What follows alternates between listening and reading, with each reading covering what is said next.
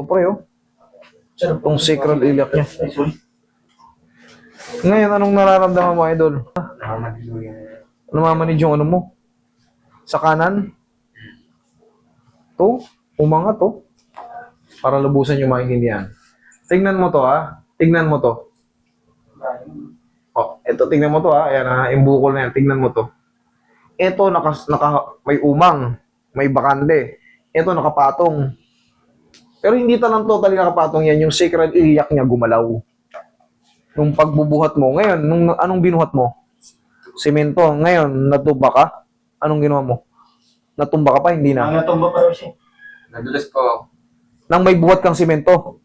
Maigsi yung isang paa nito. Maigsi yung isang paa mo. Pag ganito, higa ka. Higa ka dyan. Sige, higa ka dyan. Pero madali lang yan. Kaya natin yan. Okay. Straight ka lang. Sige, huwag kang matakot. Ayan, oh. Tingnan mo pare. Tingnan mo na mas mahaba. Ayan, oh. Oh. Oh. Diba? Iigsi talaga yan kasi isa umangat. Oh, pero kaya naman natin yan. Yan ang magandang sagot dyan. Kaya natin yan. Oh, huwag ka lang matakot. Relax lang.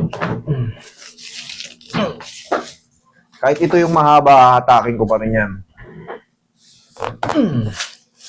Mamaya natin balikan pa ganito. Tagilid ka. Bitaw mo muna yung telepono mo. Yan. Hindi mo mawawala yan eh. Yan. Pag ganito, tupi mo to. Huwag mo lalabanan. Relax ka lang ha.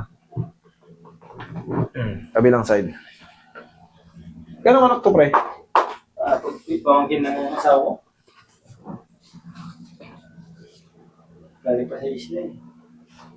Isla. Okay, relax lang ha. Huwag mo lalabanan ha. Sige, lambutan mo lang katawan mo. Sige, lambutan mo.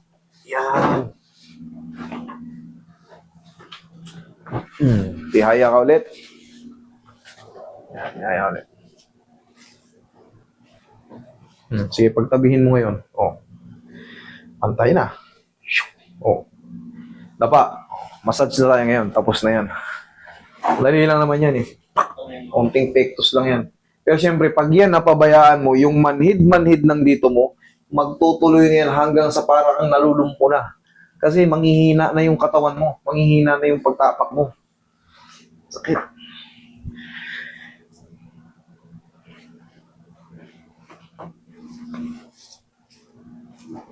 Relax lang, kung lalabanan ha.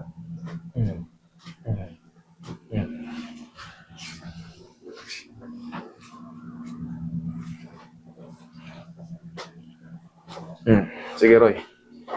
Lansyahin mo, Roy.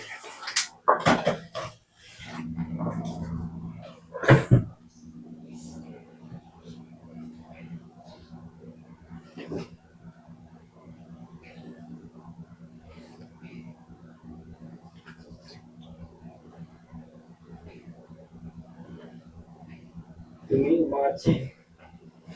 Ayun, nakita mo sa x-ray yun. Dahil Oo. Tingnan mo ito, di ba? Ano yung shadow niya? Tingnan mo yung shadow nito. Pero nangyayari talaga siyempre, pag nagbubuhat tayo, minsan bumibigay yung disc natin ito. Itong last part. Ayan yan, oh. Ito yung pinakikita ko sa'yo. Ito. Siyempre, kaya nga, tapos maraming nerve yan. Maraming nerve yan sa loob, eh, no? Alam yan. Kunti lang. Kapantay na yun siya. Patay na yung panya, okay na yun. Kanina, di ba, sinukat natin? Oo, layo. Medyo akat yung isa eh. Okay na yan. Tiyaya ka. Buti nga, pinagapan nyo kasi pag hindi nyo pinagapan, puta kawawa to, malulungkot to ng maaga-aga. Hindi nga raw siya makaipo eh. Mga Matukod. 40 lang to, lumpo na to eh. Sige, lagay sa tiyan.